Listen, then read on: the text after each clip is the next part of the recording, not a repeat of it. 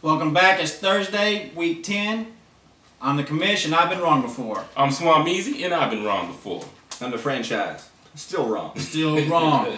Since we were more popular last week than Wayne Brady's Let's Make a Deal, I'm going to give you a little explanation about what it means to be wrong before.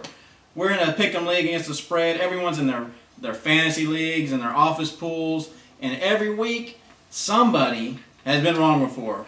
We have our dead last bobble butt donkey trophy.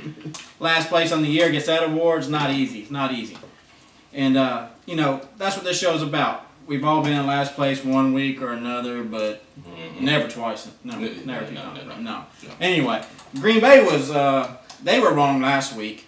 28, they lost to Tampa Bay 38. What happened in that game? I don't know. The defense went south on us for some reason. I just can't believe Tampa Bay and a rookie quarterback is going to score 3 touchdowns on it. Yeah, it's normally with a rookie quarterback, and usually they don't do good with bad teams, so I don't see how he managed to pull this out, except I know Tampa Bay had 6 sacks in this game, only gave up 1, which that Green Bay offensive line is terrible. Well, Josh Freeman, he's a 21-year-old rookie, 6'6", 248 pounds, big boy. He went 14 for 31, not bad, 205 yards and a touchdown, or 3 touchdowns, excuse me. What he didn't do, he had 1 interception. He didn't lose the game for him. He did. Yep. He didn't lose the game. But that was their first win, wasn't it? Yes. Yep. That's bad for Green Bay. They got Dallas next week. Right. They can just about forget the playoffs. Other side of the ball, Rodgers had 3 interceptions. I think, they say they don't need Favre in Green Bay. Rodgers is their man. Favre's doing better in Minnesota because right now they had a bye last week. They own the NFC North at 7-1. Green Bay's 4-4. Chicago is 4-4 after their loss to Arizona. Oh my God! Arizona tore their ass up. Ooh, excuse me. Terrible chicken leg. Turkey leg. We got some turkey legs on the show. Thank you very much. Thank you. We got Dallas 20 over Philly 16. That was a tight game. That was a division rival game right there. And I'd like to tell, with Smile Easy here, I know it was that Donovan McNabb got me again. You didn't Not get it. me. You didn't get me. He got me again. We went with Romo and Roy Williams, who had 5 receptions to Austin's 1, but Austin did have the game-winning touchdown, 49-yard touchdown. 1 reception, 1 touchdown. And Miles Austin leads the NFL right now with 22.7 yards per catch, which is just ridiculous. That's sick. Oh, that's no, it's not sick. You know the rules. I love breaking them though, baby. Look. The difference in that game might have been the last score came with 4.5 minutes left. Philly kicked a field goal that put them down by 4, and then the defenses held on. Yeah. Dallas' defense held on to that game. That puts them in first place in the NFC East at 6-2. The Eagles dropped to second at 5-3. Mm-hmm. Definite wild card contention there. And the Giants lost 4 straight. They're just about done. San Diego, I had that one too. Yeah. Thank you, Phillip Rivers, for that last minute. I was not wrong on that one. Your present's in the mail, Phillip. Now. Our Code Blue, Tennessee won their 2nd game in a row with Vince Young at the helm.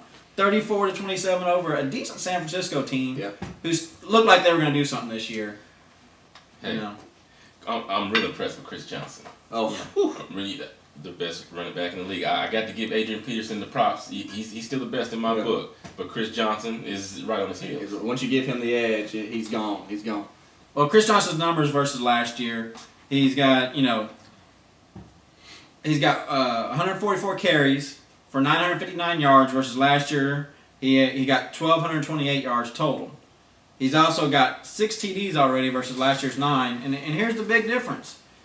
6.5 yards per carry for Chris Johnson's versus last year's 4.9. And that 6.7 is the highest after 8 games since O.J. Simpson had his, we're 2000. Since he ran from the cops and since the slasher? Before the slasher. Listen. Chris Johnson's averaged 5 yards a carry in the first half, and that actually hurt his average. Yeah.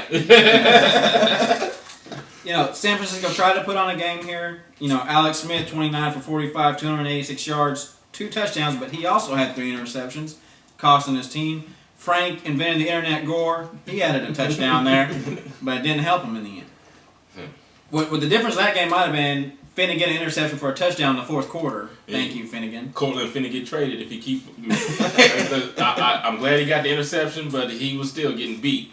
Yeah. As long as he don't make Bullock mad. You know, As you, long as he don't make Bullock mad. let Krabs get you, man. Come on now. He ain't been there but a week. Question of the night. Can Tennessee make the playoffs? We're looking at a wild card spot, obviously. The Patriots own the East at 6-2. Nobody underneath them. Cincinnati and Pittsburgh in the North are both 6-2, so there's a wild card coming out of the North. In the West, we got Denver at 6-2. San Diego's picking things up, like you mentioned in your column, at 5-3. And in their own division, Indy's undefeated, and they have to get over Houston, who's 5-4, and a good team right now. Yeah. It's over for Tennessee. One more loss and they're done. Indy, they still got to play Indy. Yeah. They still got to play, and you got to jump Houston. You still got to go to Houston. They still got to go to Houston. That's going to be tough. Like I said, Fisher kind of handed Vince the keys last week of a beater. It was through.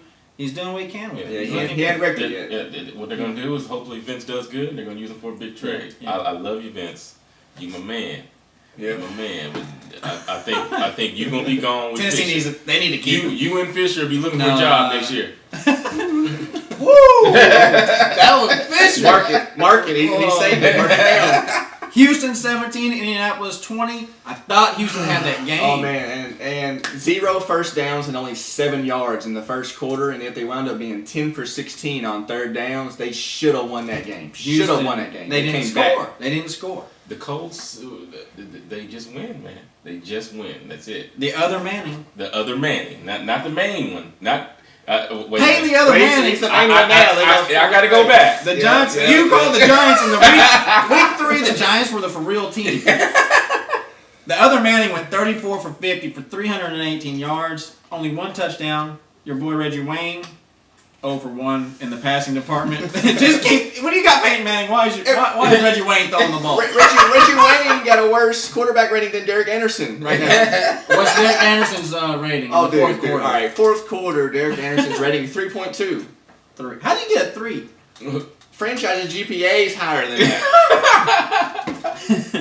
When we look at the South, Indy, like I said, 8-0. They own that. They're one of the undefeated teams in the league this year. So far after 8 weeks, and if they get in the playoffs, anything can happen. Houston's like we looked at the wild card race there. Houston's got possibilities. They got to get over San Diego and either Cincinnati or Pittsburgh to get that wild card spot. Speaking of Cincinnati, they put a hurt to Ray and the Baltimore Ravens, 17-7. Is it time for my Ray Lewis? You killed Ray Lewis again this week? I did, because, the Saints and the Colts bandwagon is pretty much full. So I'm going to jump on the Bengals bandwagon just to see him run over Ray Lewis so I can witness the whole thing this time. I witnessed it. Look, I don't know what happened in Baltimore. They're hot one week, they're off the next. Joe the Plumber Flacco was just that, average. Okay, 2 interceptions, 195 yards. Carlson Palmer didn't do much better. He did have a touchdown with no interceptions. Yeah. Cedric Benson, another rusher in the league this year, number 2 in the year on the year. 34 rushes for 117 yards and a touchdown. But the game difference might have been Ocho Cinco paying the refs off that dollar bill. That dollar cost him $1,800. Well, 18,000. Excuse me. He got it. His pocket change. Yeah, that's $1,800 pocket change for him. If he's willing to pay it, then he should also match it with a donation or better. If you're gonna say, "Look, I'm gonna get a fine. I'm gonna pay it." Do something good with the money. Since he probably spent $18,000 in deodorant to send to Baltimore, so that's the only way they could cover him. Monday Nighter, Pittsburgh 28 over Denver 10. Kyle Orton, here's a who, threw 3 interceptions.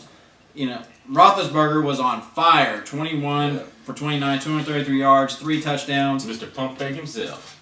Palmolive got another interception after sacking the quarterback the play before.